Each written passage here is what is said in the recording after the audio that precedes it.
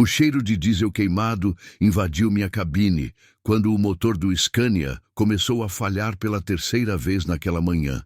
Eu era Marcos Pereira, 42 anos, 17 deles grudado no volante, e sabia que meu fiel companheiro estava chegando ao fim. As prestações do caminhão atrasadas, a separação da Carla há 6 meses e meu filho Pedro me olhando com aquela cara de decepção toda vez que eu chegava em casa sem dinheiro suficiente. Era assim que minha vida estava, uma estrada sem saída. Naquela terça-feira de outubro, eu estava fazendo o que poderia ser meu último frete. Uma carga de material de construção de São Paulo para Belo Horizonte. Pagamento na entrega. Se desse tudo certo, conseguiria quitar pelo menos 2 prestações em atraso e ganhar mais uns dias para pensar no que fazer da vida. Mas o destino, como sempre, tinha outros planos para mim.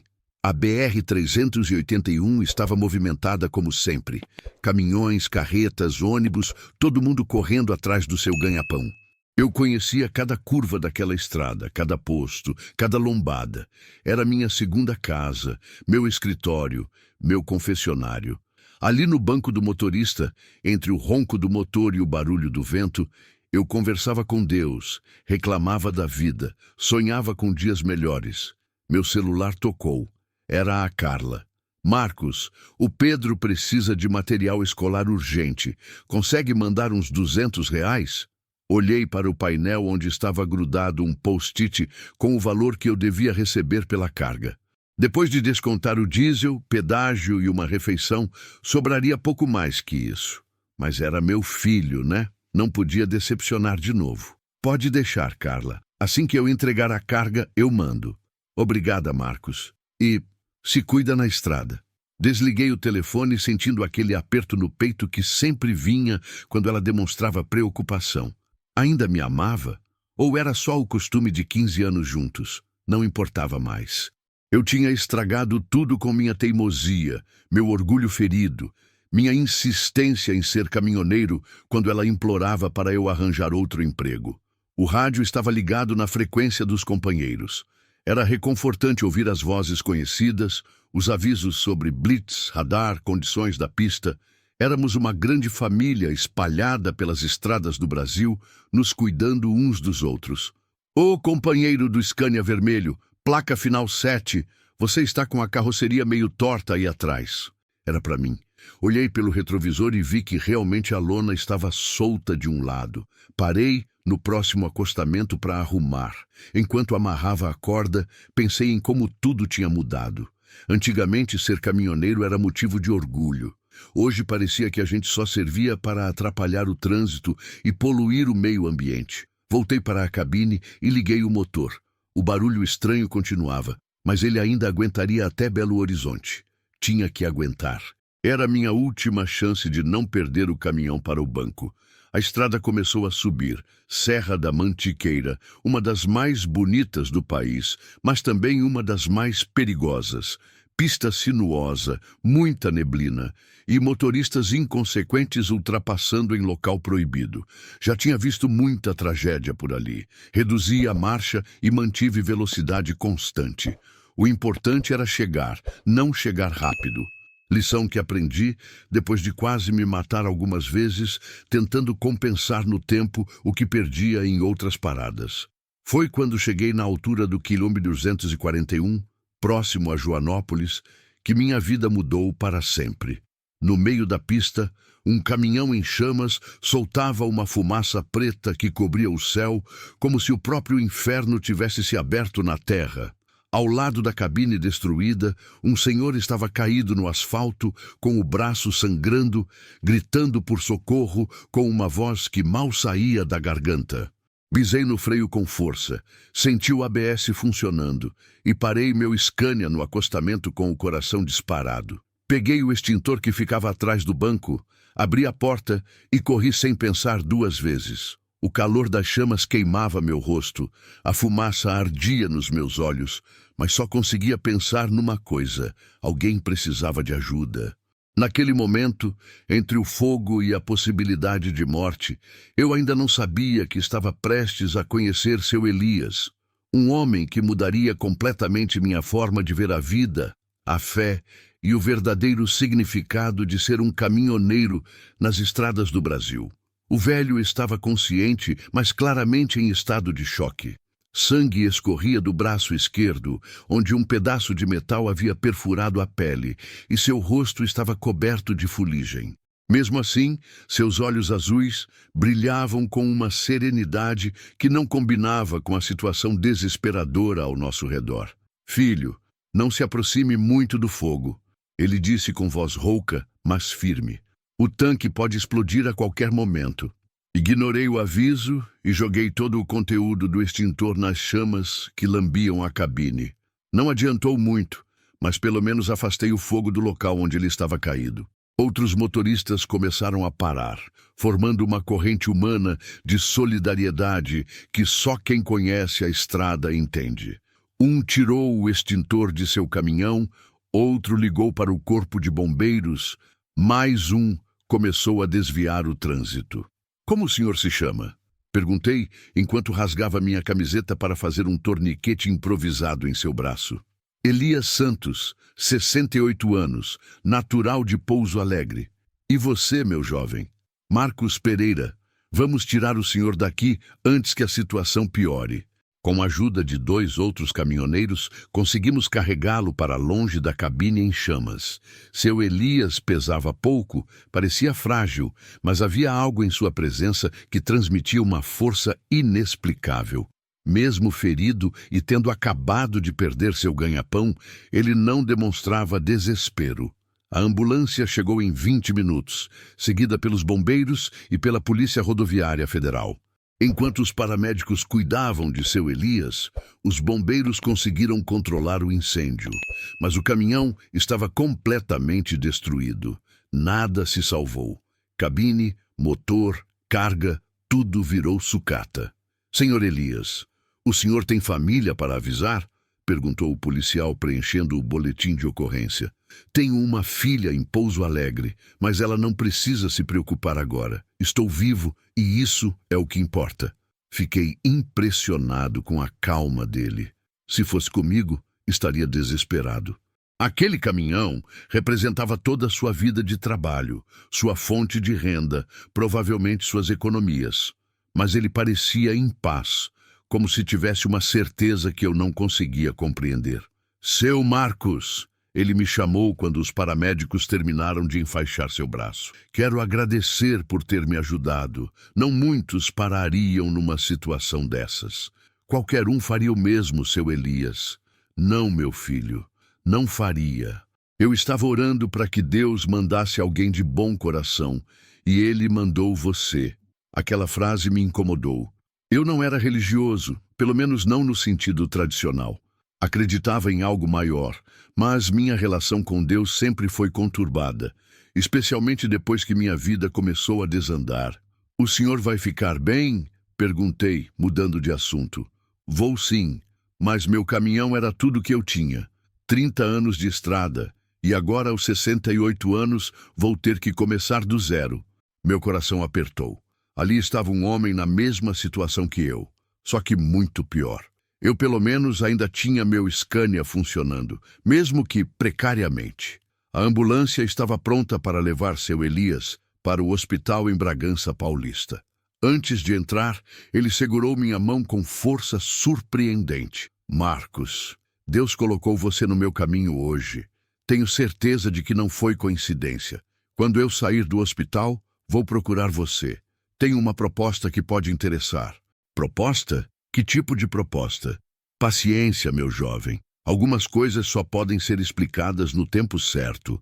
A ambulância partiu levando seu Elias, e eu fiquei ali no acostamento confuso e intrigado. Que proposta seria essa? Como um homem que acabara de perder tudo podia ter alguma proposta para me fazer? Os bombeiros terminaram de limpar a pista. O trânsito voltou ao normal. E os outros caminhoneiros seguiram viagem. Eu também precisava ir. Minha carga estava esperando em Belo Horizonte e o tempo era dinheiro. Mas durante todo o resto da viagem, não consegui tirar seu Elias da cabeça. Havia algo naquele homem, uma paz que eu nunca tinha visto antes. uma fé que parecia inabalável, mesmo diante da maior tragédia que pode acontecer com um caminhoneiro: perder o caminhão. Entreguei a carga no prazo, recebi o pagamento, mandei o dinheiro para Carla comprar o material escolar do Pedro, mas minha mente estava em outro lugar. Estava pensando naqueles olhos azuis serenos, naquela certeza misteriosa, naquela promessa de uma proposta que poderia mudar minha vida. Será que seu Elias realmente me procuraria? E se procurasse, o que teria para me oferecer? Um homem de 68 anos que acabara de perder tudo não deveria ter nada a oferecer, mas algo no fundo do meu coração dizia que eu estava enganado. 3 semanas se passaram desde o acidente. Eu estava no posto Graal, em Campinas, abastecendo o Scania e tentando esquecer o barulho estranho que o motor insistia em fazer. A situação financeira continuava apertada, mas pelo menos consegui negociar mais um mês com o banco. Era uma sobrevida, não uma solução. Estava pagando o combustível quando senti uma mão no meu ombro. Seu Marcos, que alegria encontrar você. Era seu Elias, sorrindo como se fosse um encontro marcado. Estava usando uma camisa social azul clara, calça jeans e uma boina que lhe dava um ar distinguished. O braço ferido estava sem a tipóia, aparentemente recuperado. Seu Elias, como o senhor está? Como me encontrou aqui? Estou bem, graças a Deus e a sua ajuda naquele dia, e encontrar você não foi difícil. Perguntei em alguns postos sobre um Scania vermelho com um motorista chamado Marcos, que faz a rota São Paulo-Belo Horizonte. A comunidade de caminhoneiros é pequena, todo mundo se conhece. Era verdade. Na estrada, informações corriam rápido, principalmente sobre quem era gente boa e quem não prestava. E como foi a recuperação? O senhor está dirigindo de novo? Ah, meu filho, essa é uma longa história. Que tal conversarmos com calma? Posso pagar um almoço para você? Tenho aquela proposta que prometi. Minha curiosidade estava maior que a fome, mas aceitei. Fomos até o restaurante do posto, um lugar simples onde a comida era caseira e o preço justo. Seu Elias pediu filé de frango grelhado, eu fui de bife acebolado com arroz e feijão. Marcos, antes de falar da proposta, quero que você me conte sua história. Sei que você me ajudou naquele dia, mas vi em seus olhos que também está passando por dificuldades. Não sei porquê, mas comecei a falar. Contei sobre a separação, sobre as dificuldades financeiras, sobre o medo de perder o caminhão, sobre a decepção nos olhos do meu filho. Palavras que nunca tinha dito para ninguém saíram naturalmente, como se seu Elias fosse um confessor. E você, meu jovem, acredita em Deus? A pergunta me pegou desprevenido. Acredito que existe algo maior que a gente, mas não sei. Às vezes acho que Deus esqueceu de mim. Deus nunca esquece de ninguém, Marcos. Às vezes, Ele permite que passemos por tempestades para nos preparar para algo maior. Desculpe, seu Elias, mas é difícil acreditar nisso quando tudo está dando errado. E ele sorriu com paciência. Entendo perfeitamente. Eu também pensei assim muitas vezes. Quer saber? Perdi minha esposa há 5 anos. Câncer. 2 anos depois, minha única filha se mudou para o Canadá com o marido. No ano passado, descobri um problema no coração que me obriga a tomar remédios caros todos os dias. E há 3 semanas, como você viu, perdi meu caminhão. Fiquei calado. A história dele era muito mais trágica que a minha. Mas sabe o que aprendi em todos esses anos de estrada? Aprendi que Deus não nos dá fardos maiores do que podemos carregar. E sempre, sempre coloca pessoas no nosso caminho na hora certa. O Senhor disse que tinha uma proposta. Ah, sim, a proposta. Marcos, você salvou minha vida naquele dia. Não só fisicamente, mas de uma forma que você ainda não entende. Quando eu estava caído naquele asfalto, vendo meu caminhão pegando fogo, pensei que minha vida tinha acabado. Aí você apareceu, um anjo de Deus. Eu não sou anjo de ninguém, seu Elias. É aí que você se engana. Depois do acidente, conversei muito com minha filha no Canadá. Ela sempre insistiu para eu ir morar lá com ela, Mas eu sou teimoso, queria continuar trabalhando. O acidente me fez repensar. Ele pausou para beber um gole d'água. Decidi aceitar o convite da minha filha. Vou para o Canadá no próximo mês. Mas antes de ir, quero fazer uma coisa. Quero ajudar você da mesma forma que você me ajudou. Não entendo. O seguro do meu caminhão saiu. Não foi muito, mas deu para comprar outro usado. Um Mercedes 1620, ano 2010, em bom estado. Estava pensando em vendê-lo antes de viajar. Meu coração disparou. Seu Elias, eu não tenho dinheiro para comprar um caminhão. Quem falou em vender? Estou pensando em sociedade. A palavra ecoou em minha cabeça como um sino. Sociedade? Como assim? Você fica com o caminhão, trabalha com ele. Dos lucros, você me manda 30% durante 2 anos. Depois disso, o caminhão é seu. Fiquei em silêncio processando a proposta. Era generosa demais para ser verdade. Por que o senhor faria isso por mim? Porque acredito que Deus tem um plano para a sua vida, Marcos. E acredito que esse plano começou naquele dia na BR-381. Passei a noite inteira acordado, dando voltas na cama do alojamento do posto rodoviário. A proposta de seu Elias era tentadora demais para ser real, mas também arriscada demais para ignorar. Um Mercedes 1620 em bom estado significava fretes melhores, menos quebras, mais dinheiro no final do mês. Mas e se fosse algum tipo de golpe? E se houvesse alguma pegadinha que eu não estava vendo? Na manhã seguinte, liguei para meu irmão Roberto, que entendia de documentação e contratos. Marcos, isso me cheira a furada. Ninguém dá nada de graça neste mundo, ainda mais um caminhão. Mas, Roberto, eu ajudei o homem. Talvez ele só queira retribuir. Talvez. Ou talvez ele queira te usar para algo. Meu conselho? Pede para ver todos os documentos do caminhão. Faz uma vistoria completa e, se decidir aceitar, faz tudo no cartório, bem certinho. O conselho do meu irmão fazia sentido, mas havia algo em seu Elias que inspirava confiança. Decidi encontrar com ele novamente antes de tomar a decisão final. Marquei de encontrá-lo na cidade de Pouso Alegre, onde ele estava morando provisoriamente na casa de uma prima. Era uma casa simples, de classe média baixa, com um jardim bem cuidado e uma varanda onde ele me recebeu com café e pão de açúcar. Trouxe todos os documentos do Mercedes, disse ele, entregando uma pasta organizada. CRLV, certificado de vistoria, tudo em dia.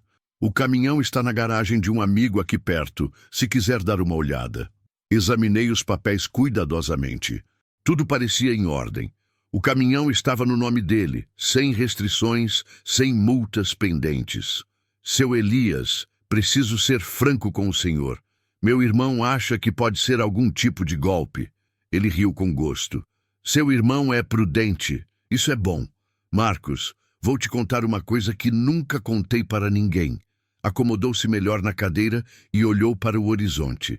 Quando eu era jovem, uns 20 e poucos anos, também passava por dificuldades.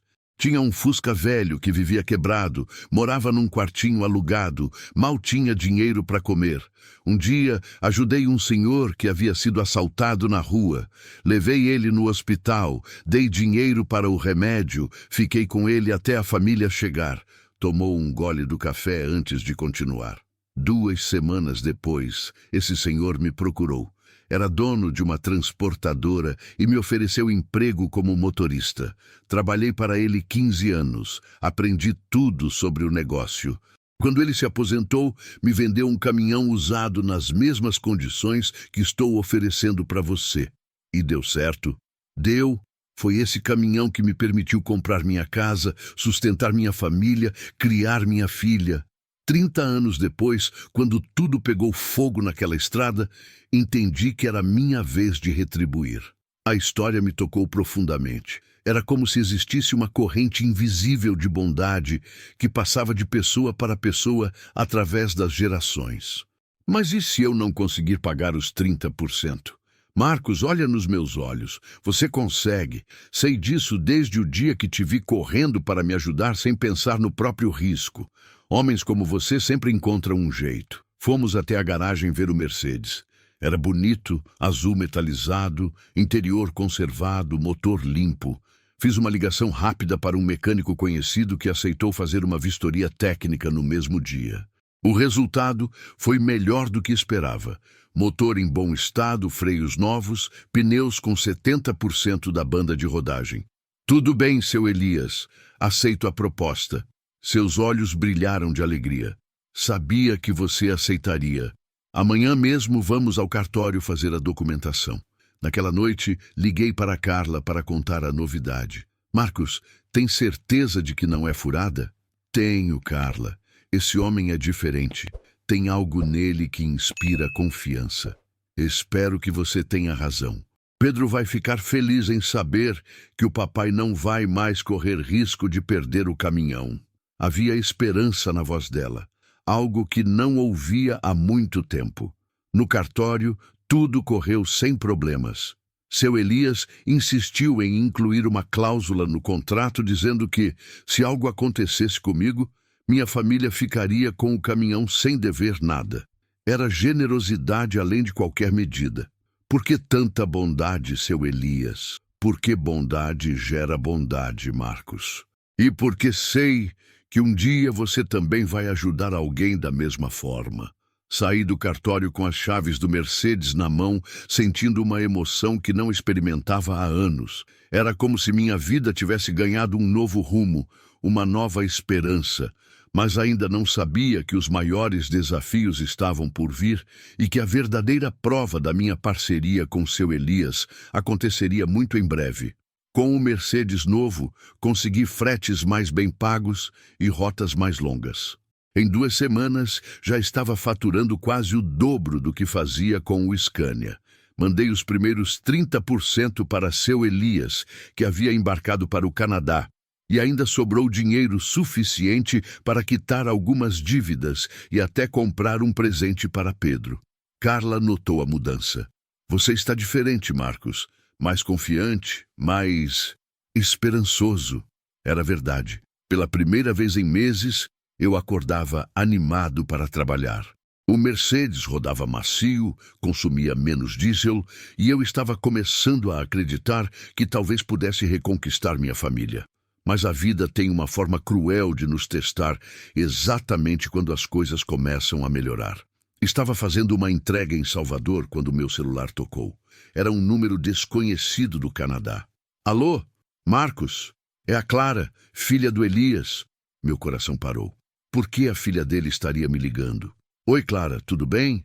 Como está seu pai? Marcos. A voz dela estava embargada. Meu pai sofreu um infarto ontem. Está internado na UTI. Senti como se o chão tivesse desaparecido debaixo dos meus pés. Como ele está? Vai ficar bem? Os médicos não sabem ainda. Foi muito grave. Marcos, preciso te pedir uma coisa. Pode falar. Meu pai sempre falou de você, da sociedade de vocês. Ele está preocupado, mesmo internado. Fica repetindo que não pode deixar você na mão. Clara, diga para ele não se preocupar com isso agora. A recuperação é o mais importante. Eu sei, mas você conhece meu pai. Ele é teimoso. Queria saber se você pode mandar os valores da sociedade antecipados dos próximos 3 meses. Ele quer ter certeza de que vai conseguir pagar os remédios e o tratamento aqui. A solicitação me deixou em pânico. 3 meses adiantados significavam quase 15 mil reais. Era muito dinheiro, mesmo com o faturamento melhor do Mercedes. Clara, vou ver o que posso fazer. Manda o número da conta dele aí no Canadá. Muito obrigada, Marcos. Meu pai sempre disse que você era uma bênção na vida dele. Desliguei o telefone com o coração apertado. Seu Elias estava doente, precisando de dinheiro para o tratamento, e eu era a única pessoa que podia ajudá-lo. Mas como conseguir 15 mil reais em poucos dias? Passei a noite fazendo contas. Mesmo trabalhando dia e noite, pegando todos os fretes disponíveis, conseguiria no máximo uns 8 mil reais em 3 semanas. Não seria suficiente. Foi quando me lembrei de Toninho, um agiota que fazia empréstimos para caminhoneiros. Juros altos, prazo curto, mas dinheiro na hora. Era arriscado, mas não via outra saída. Marcos, meu amigo, quanto você precisa? 15 mil, Toninho, para mandar para o Canadá. 15 mil é grana boa. Juros de 8% ao mês, prazo de 6 meses. Consegue pagar? Fiz as contas rapidamente. Seria apertado, mas com o Mercedes novo, era possível. Consego. Quando posso pegar o dinheiro? Amanhã cedo. Mas, Marcos, você sabe como funciona, né? Atraso na primeira parcela e o juro dobra. Sabia. Toninho era correto, mas implacável com inadimplentes. No dia seguinte, peguei o dinheiro e fiz a transferência para a conta que Clara havia mandado. Em seguida, liguei para ela. Clara, mandei o dinheiro. Como está seu pai? Um pouco melhor, graças a Deus.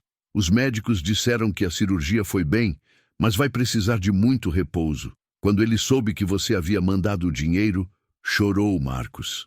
Disse que tinha certeza de que você era um homem de palavra. Aquela frase me emocionou e me assombrou ao mesmo tempo. Eu era um homem de palavra, mas agora estava devendo para um agiota para provar isso. Nos meses seguintes, trabalhei como nunca havia trabalhado antes.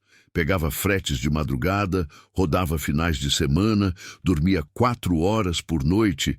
O Mercedes aguentava firme, mas eu estava no limite. Carla começou a se preocupar. Marcos, você está se matando de trabalhar. Para que tanta correria?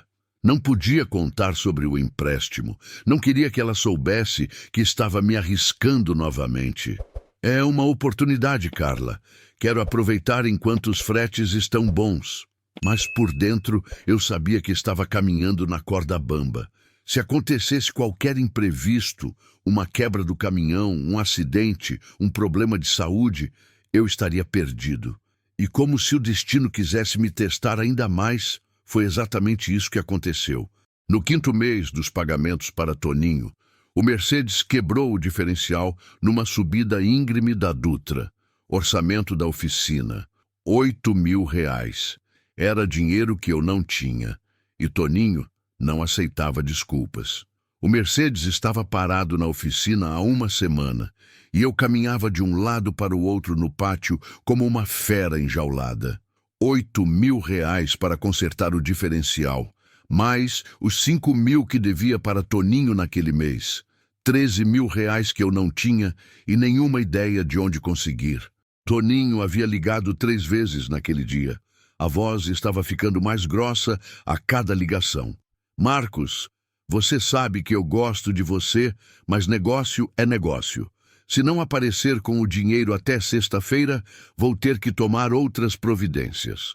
Eu sabia o que significavam outras providências. Toninho era correto, mas tinha métodos persuasivos pouco ortodoxos para cobrar dívidas. Sentei numa cadeira plástica da oficina e coloquei a cabeça entre as mãos. Como tinha chegado naquela situação?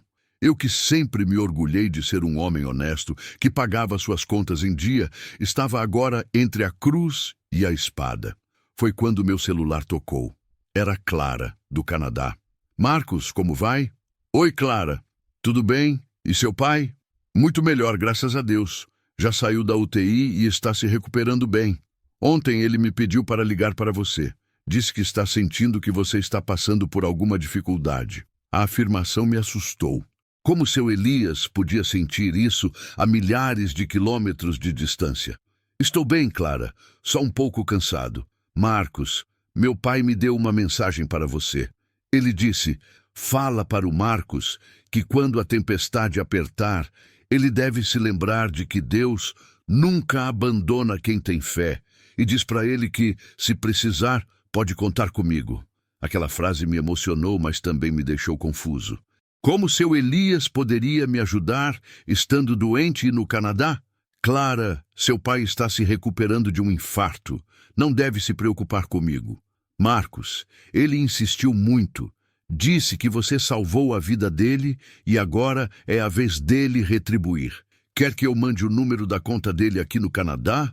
Fiquei em silêncio. Como poderia pedir dinheiro emprestado para um homem que estava se recuperando de um infarto?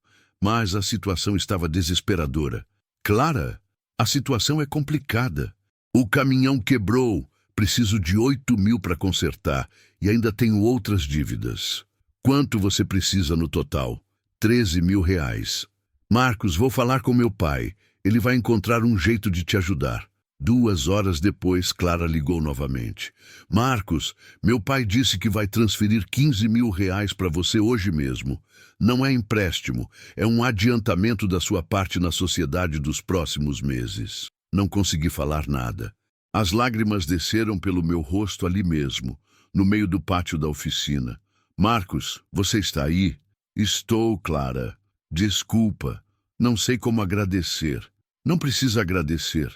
Meu pai disse que quando Deus coloca pessoas especiais na nossa vida, a gente cuida uma das outras. Naquela noite, deitado no alojamento do posto, refleti sobre tudo o que estava acontecendo. Seu Elias, mesmo doente e longe, havia me ajudado sem hesitar. Era um nível de generosidade e confiança que eu nunca havia experimentado antes. No dia seguinte, paguei Toninho e mandei o Mercedes para o concerto. Em 3 dias, estava na estrada novamente, trabalhando com renovada determinação. Mas agora tinha uma dívida de gratidão que dinheiro nenhum poderia pagar. Uma semana depois, recebi uma ligação que mudaria tudo novamente. Marcos, é o Dr. Henrique do Hospital São Camilo. O senhor conhece um tal de Elias Santos? Meu coração disparou. Conheço. Por quê? Aconteceu alguma coisa? O senhor está como contato de emergência dele. Ele deu entrada aqui há 1 hora com fortes dores no peito. Está pedindo para falar com você urgentemente. Elias estava de volta ao Brasil? Como? Por quê? Cheguei ao hospital 2 horas depois, dirigindo como um louco pela Castelo Branco. Encontrei seu Elias no quarto 412, pálido, mas consciente, com aquele sorriso sereno que eu já conhecia. Marcos, meu filho, que bom que você veio. Seu Elias, o que o senhor está fazendo aqui? Pensei que estava no Canadá se tratando. Estava mesmo. Mas quando Clara me contou sobre seus problemas, decidi voltar. Não podia deixar meu sócio na mão. Mas, e seu tratamento? Posso fazer aqui no Brasil também. E além do mais, senti que Deus estava me chamando de volta para cuidar de alguns assuntos pendentes. O médico entrou no quarto nesse momento. Seu Elias teve apenas um susto. Estresse da viagem, mudança de fuso horário. Nada grave, mas precisa de repouso. Quando ficamos sozinhos, seu Elias segurou minha mão. Marcos, preciso te contar uma coisa importante. Lembra que eu disse que Deus tinha um plano para a sua vida? Lembro.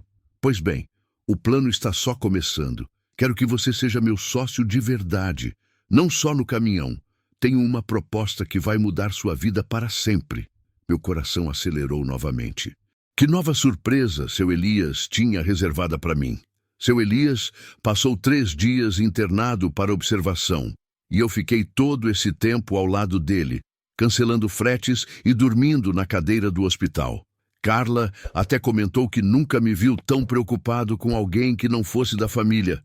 Ele é mais que um sócio, Carla. É como se fosse um pai que nunca tive.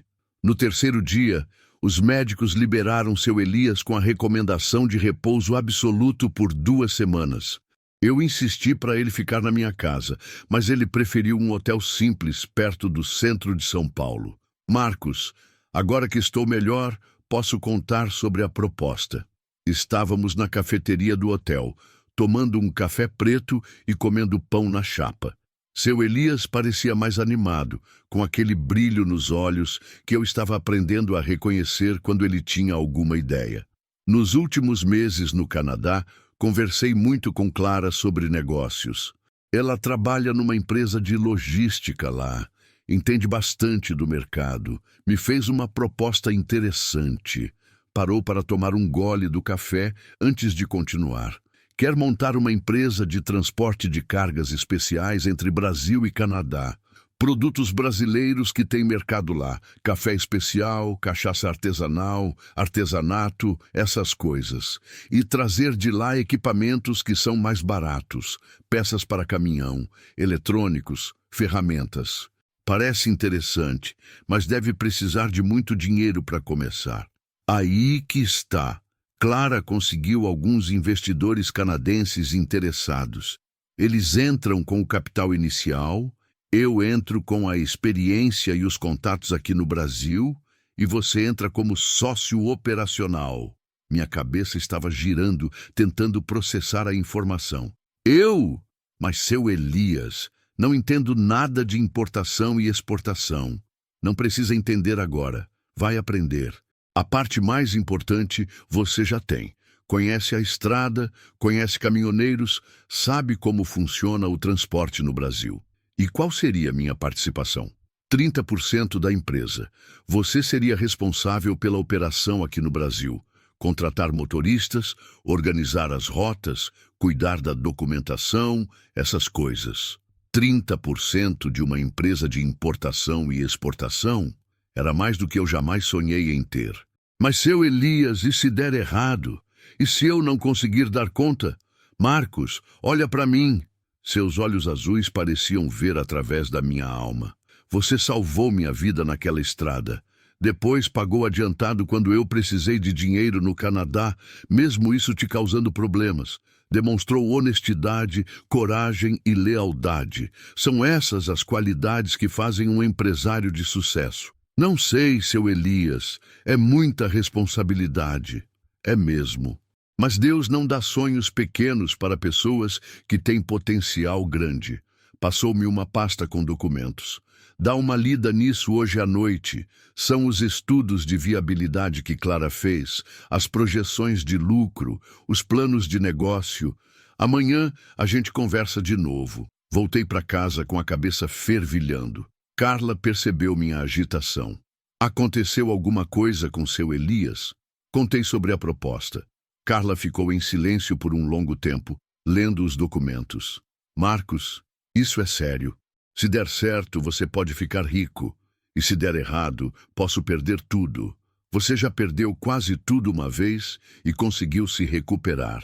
E dessa vez, não está sozinho. Pedro, que estava fazendo lição na mesa da cozinha, levantou a cabeça. Pai, o que é ser sócio? É quando duas ou mais pessoas se juntam para trabalhar juntas, filho.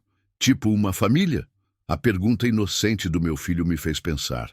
Era exatamente isso. Eu e seu Elias tínhamos virado uma família. Uma família escolhida pela vida, unida por circunstâncias extraordinárias e mantida por confiança mútua. Naquela noite, li todos os documentos 3 vezes. Os números eram impressionantes. Se as projeções estivessem certas, em 5 anos, eu poderia estar ganhando mais em 1 mês do que ganhava em 1 ano como caminhoneiro. Mas havia um detalhe que me incomodava. Para começar a operação, eu precisaria parar de dirigir e me dedicar integralmente à empresa. Significava abrir mão da única coisa que sabia fazer na vida. Na manhã seguinte, encontrei seu Elias no hotel. E aí, o que achou? Impressionante, mas tenho uma preocupação. Pode falar. Seu Elias, dirigir caminhão é a única coisa que sei fazer. E se eu não conseguir ser empresário? Ele sorriu com paciência. Marcos, você acha que eu nasci sabendo dirigir caminhão?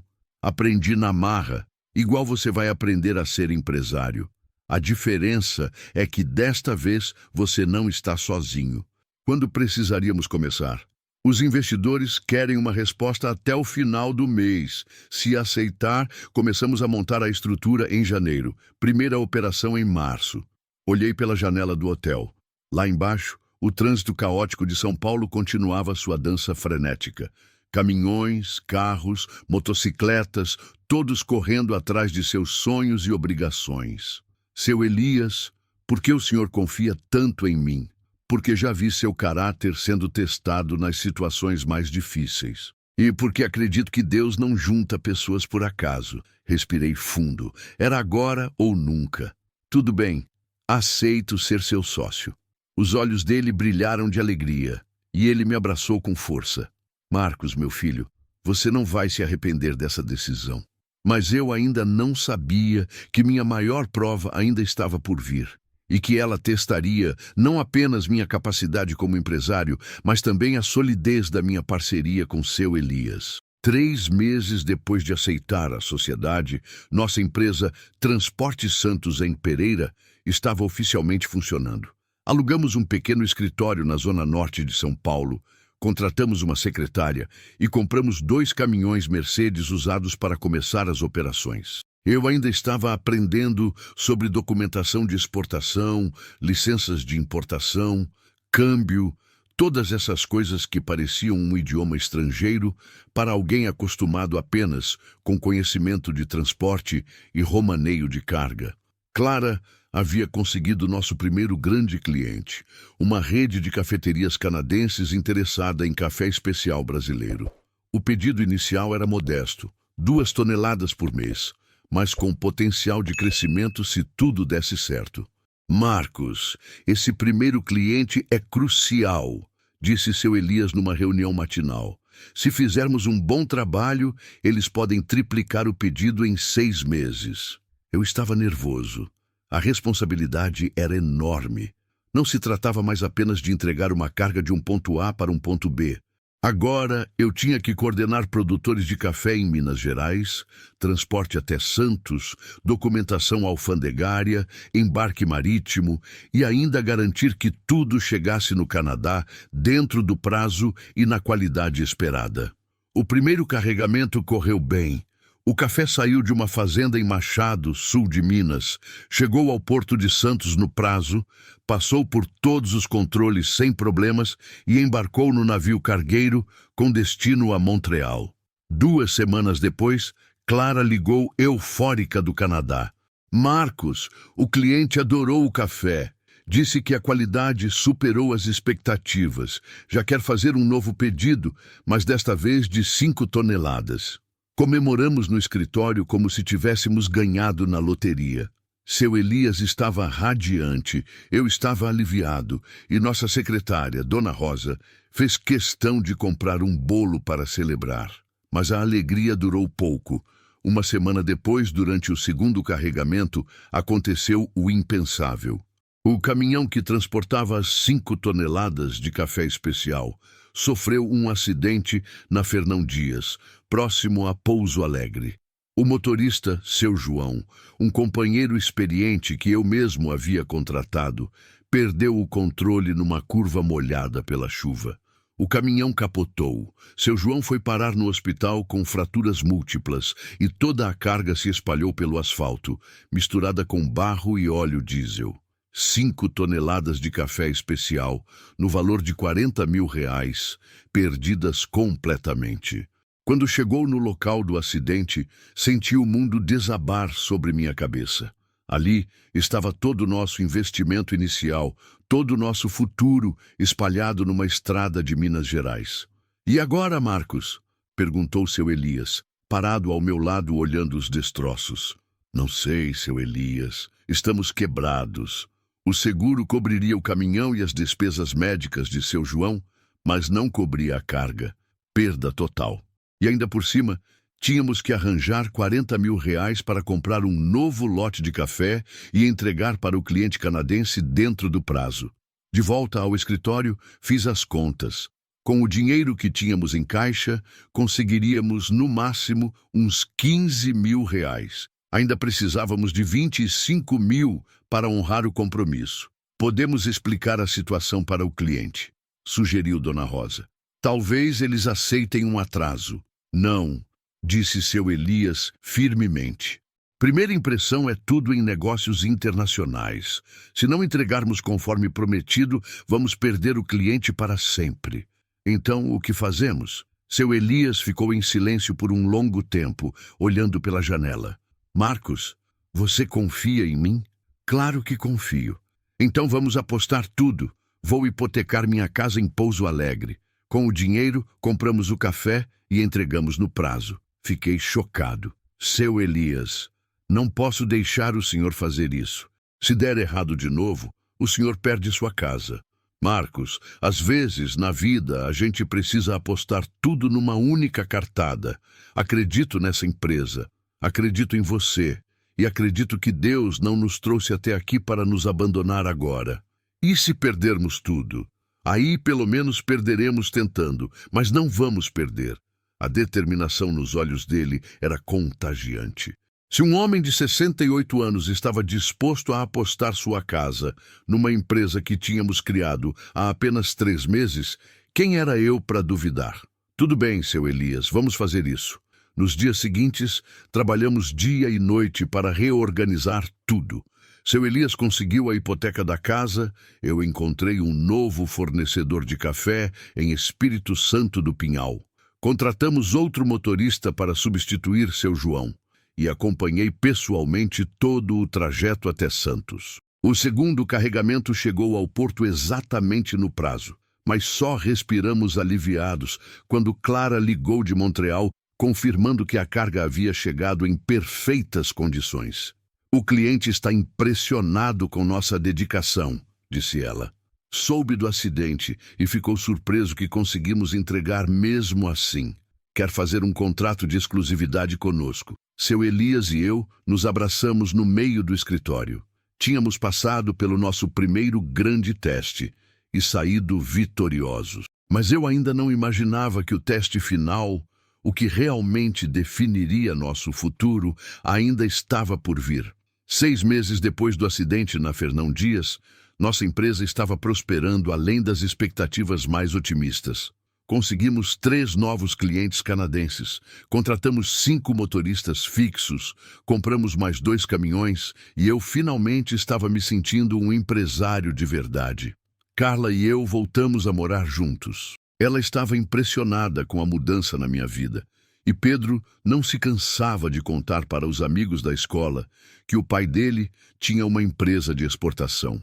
Marcos, você está irreconhecível, disse Carla numa noite enquanto jantávamos em casa.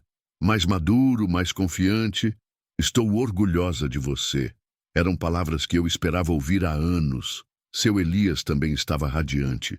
Havia quitado a hipoteca da casa e ainda comprado um apartamento pequeno em São Paulo para ficar mais perto dos negócios. Marcos, confesso que nem eu imaginava que a coisa fosse crescer tão rápido, disse ele numa reunião semanal. Clara está falando em expandir para outros países, Estados Unidos, México, talvez Europa. Mas foi justamente quando tudo parecia perfeito que recebi a ligação que mudaria tudo. Era uma quinta-feira de manhã. Eu estava no escritório revisando os romaneios da semana quando meu celular tocou. Número desconhecido de Brasília. Alô? É o senhor Marcos Pereira, da empresa Transporte Santos em Pereira? Sou eu mesmo. Aqui é o agente Silva, da Receita Federal. Preciso que o senhor venha urgentemente à nossa sede em São Paulo. Temos algumas questões para esclarecer sobre suas operações de exportação. Meu sangue gelou. Receita Federal nunca era boa notícia. Que tipo de questões? Prefiro não falar por telefone. Pode vir hoje à tarde? Posso. Que horas? Às 14 horas. Traga toda a documentação dos últimos 6 meses. Desliguei o telefone com a mão tremendo. Seu Elias percebeu minha aflição. Que foi, Marcos? Receita Federal. Querem que eu vá lá hoje à tarde. O rosto de seu Elias ficou sério. Deve ser rotina. Empresa nova, operação internacional. É normal eles quererem dar uma olhada. Mas algo no meu coração dizia que não era rotina. Chegando na Receita Federal, fui recebido pelo agente Silva, um homem sério de uns 50 anos, que me levou para uma sala pequena com uma mesa e 2 cadeiras. Senhor Marcos, temos recebido informações de que sua empresa pode estar envolvida em operações irregulares. Que tipo de operações irregulares? Subfaturamento de exportações. Alguém fez uma denúncia anônima dizendo que vocês declaram valores menores do que realmente exportam para pagar menos impostos. Senti como se tivesse levado um soco no estômago. Isso é mentira. Todas nossas operações são legais. É o que vamos verificar. Trouxe a documentação? Passei as próximas 3 horas mostrando notas fiscais, romaneios, comprovantes bancários, contratos com clientes. Tudo certinho, tudo legal. Senhor Marcos, aparentemente sua documentação está em ordem, mas vamos precisar fazer uma auditoria completa na empresa. pode demorar algumas semanas.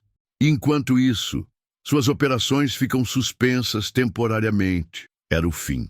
Com as operações suspensas, não podíamos entregar os pedidos já confirmados. Os clientes cancelariam os contratos, perderíamos credibilidade, a empresa iria à falência. Voltei ao escritório destruído. Seu Elias estava esperando ansioso. E aí? Contei tudo. Ele ficou em silêncio por um longo tempo. Marcos, alguém fez essa denúncia de propósito. Alguém que quer nos prejudicar. Mas quem? Não temos inimigos. Todo empresário de sucesso tem inimigos, mesmo sem saber. Nos dias seguintes, tentei descobrir quem poderia ter feito a denúncia. Conversei com outros empresários do ramo, com despachantes, com motoristas. Ninguém sabia de nada. Foi Dona Rosa quem descobriu a verdade. Seu Marcos, lembra do Roberto, aquele despachante que a gente deixou de usar mês passado? Lembro. Por quê?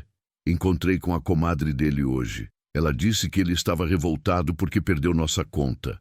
Falou que ia dar um jeito de nos prejudicar. Roberto era um despachante que cobrávamos caro e entregava mal o serviço. Quando encontramos outro melhor e mais barato, dispensamos ele. Aparentemente ele não gostou. Mas saber quem havia feito a denúncia não resolvia nosso problema. A auditoria continuaria e nossas operações permaneceriam suspensas. Foi quando seu Elias teve uma ideia. Marcos, vamos procurar um advogado especialista em direito tributário. Se nossa documentação está correta, deve haver alguma forma legal de acelerar esse processo. Contratamos o Dr. Fernando, um advogado caro, mas competente, que analisou todo o nosso caso. A denúncia é claramente infundada, disse ele após 2 dias de análise. Vocês têm toda a documentação em ordem. Posso entrar com um mandado de segurança para restabelecer as operações imediatamente. Quanto tempo isso vai demorar? Se tudo correr bem, 1 semana. Foi a semana mais longa da minha vida. Tive que ligar para todos os clientes explicando a situação, pedindo paciência, prometendo que tudo se resolveria logo. Alguns foram compreensivos, outros não. Mas no final da semana, o mandado de segurança foi aceito. Nossas operações foram restabelecidas e a auditoria confirmou que todas nossas operações eram legais. Senhor Marcos, disse o agente Silva quando tudo terminou, lamento o transtorno. A denúncia era realmente infundada. E o responsável pela denúncia falsa? Isso é outra questão. Vocês podem processar por danos morais, se quiserem.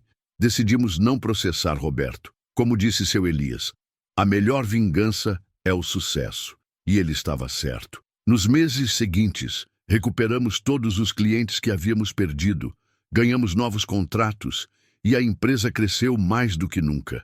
Mas a maior lição que aprendi naqueles dias difíceis foi sobre confiança. Seu Elias não duvidou de mim nem por 1 segundo. Mesmo quando tudo parecia perdido, ele manteve a fé na nossa sociedade. Agora eu entendia por que Deus havia colocado aquele homem no meu caminho.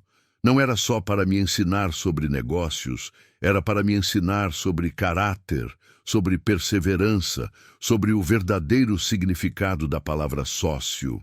2 anos depois da fundação da Transporte Santos Ampereira, eu estava sentado na varanda da nova casa que comprara em Jundiaí, observando Pedro brincar no jardim com o cachorro que Carla havia dado de aniversário para ele. A vida havia mudado completamente, de uma forma que eu jamais imaginei possível. Nossa empresa agora tinha 15 funcionários, uma frota de 12 caminhões e operações regulares com 6 países diferentes. Carla trabalhava conosco como gerente administrativa, descobrindo um talento para números que nem ela sabia que tinha. Pedro falava inglês fluente e sempre dizia que quando crescesse queria trabalhar na empresa do pai. Seu Elias, aos 70 anos, continuava ativo e cheio de planos. Naquela tarde de domingo, ele havia vindo almoçar conosco, uma tradição que mantínhamos religiosamente todas as semanas. Marcos, disse ele depois do almoço enquanto tomávamos café na varanda, tem uma coisa que preciso te contar. Pelo tom de voz, percebi que era algo sério. Pode falar, seu Elias.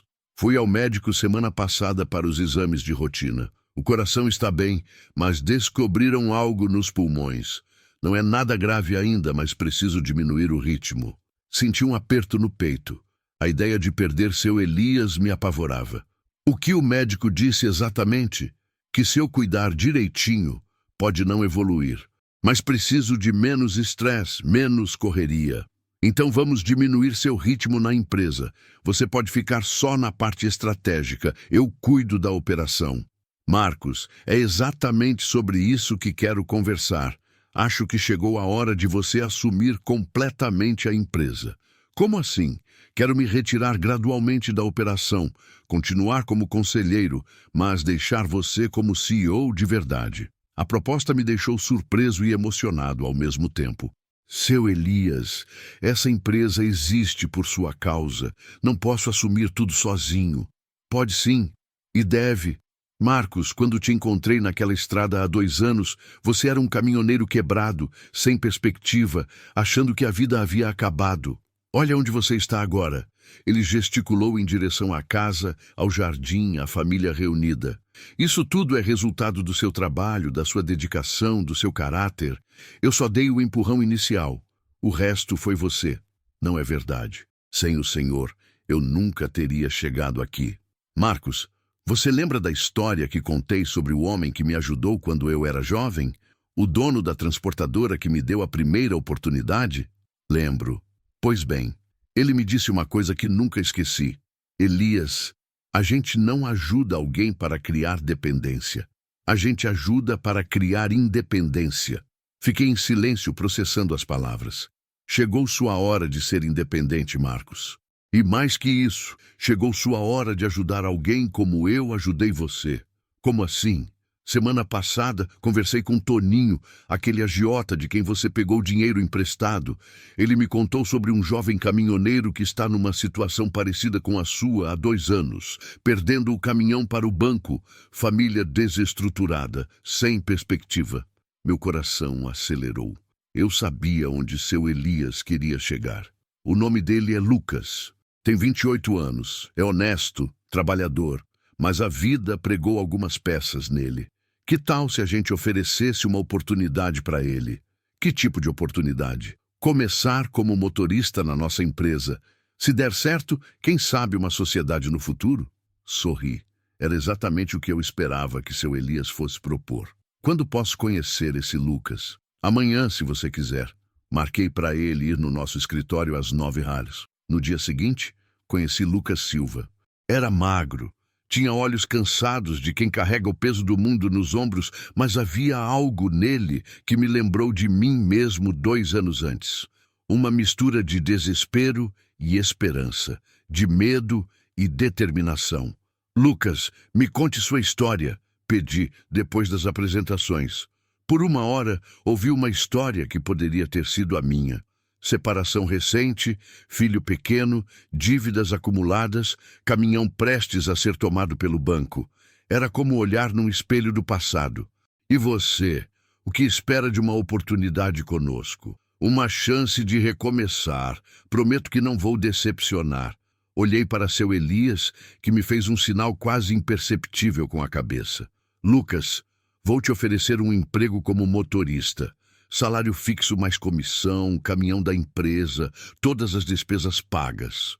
Os olhos dele brilharam de emoção. Muito obrigado, seu Marcos. Não sei como agradecer. Não precisa agradecer. Só precisa trabalhar direito e cuidar bem da sua família. Naquela noite em casa, refleti sobre tudo o que havia acontecido. Em 2 anos, eu havia saído de caminhoneiro quebrado para empresário bem-sucedido. Mas mais importante que isso, havia aprendido sobre gratidão, sobre fé, sobre o poder transformador da bondade. Seu Elias tinha razão. Chegara a minha hora de ajudar alguém da mesma forma que ele me havia ajudado.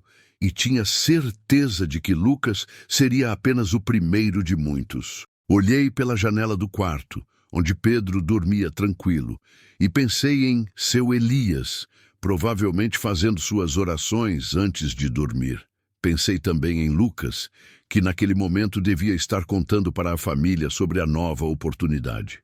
A vida é uma estrada cheia de curvas, subidas e descidas. Às vezes, perdemos a direção, às vezes, o motor falha, às vezes, ficamos sem combustível.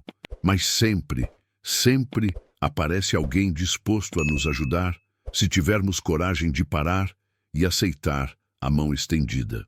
Naquela madrugada, quando vi o caminhão de seu Elias em chamas na BR-381, eu não sabia que estava prestes a encontrar não apenas uma pessoa para ajudar, mas um anjo disfarçado de caminhoneiro que mudaria completamente o rumo da minha vida. E agora, 2 anos depois, eu entendia que aquele não foi um encontro casual, foi um encontro providencial, arquitetado por forças maiores que nossa compreensão. Seu Elias sempre dizia que Deus coloca pessoas certas na nossa vida na hora certa, e eu finalmente compreendia o significado profundo dessas palavras. Hoje, quando cruzo a BR-381 e passo pelo km 241, sempre diminuo a velocidade e faço uma oração de agradecimento. Foi ali que minha vida realmente começou. Foi ali que descobri que um simples ato de coragem, motivado apenas pela bondade do coração, pode criar uma corrente de bênçãos que se espalha por gerações. Lucas está trabalhando conosco há 6 meses agora. É pontual, dedicado e já conseguiu quitar suas dívidas e recuperar a família. Na semana passada, ele me procurou no escritório. Seu Marcos, como posso retribuir tudo que o senhor fez por mim? Sendo um bom pai, um bom marido e um dia, quando tiver oportunidade, ajudando alguém que precise, respondi, repetindo as mesmas palavras que seu Elias me disse 2 anos atrás. Porque é assim que funciona. A bondade não se paga, se passa adiante. O amor não se retribui, se multiplica. A fé não se guarda, se compartilha. E enquanto eu estiver vivo, rodando pelas estradas do Brasil ou dirigindo minha empresa, vou carregar comigo a lição mais importante que aprendi naquela manhã de outubro, que a verdadeira riqueza não está no que acumulamos, mas no que plantamos no coração das pessoas. Seu Elias continua sendo meu sócio, meu mentor, meu segundo pai. Sua saúde está estável e ele segue cuidando de sua parte na empresa com a sabedoria de quem viveu muito e aprendeu a distinguir o essencial do supérfluo. Ontem ele me disse, Marcos, agora você entende por que Deus permitiu que meu caminhão pegasse fogo naquele dia? Entendo, seu Elias, para que nossos caminhos se cruzassem. Não só isso, para que você descobrisse que tinha um coração grande o suficiente para salvar não apenas uma vida, mas para construir um legado que vai durar gerações. Tem razão, porque hoje, quando olho para tudo que conquistamos, a empresa próspera, a família reunida, os funcionários que dependem de nós, os clientes satisfeitos em vários países, sei que nada disso existiria se eu não tivesse pisado no freio naquela manhã e corrido para ajudar um desconhecido. Às vezes, me pergunto quantas oportunidades de mudar vidas passam por nós todos os dias e quantas vezes deixamos essas oportunidades escapar por medo, pressa ou simplesmente indiferença.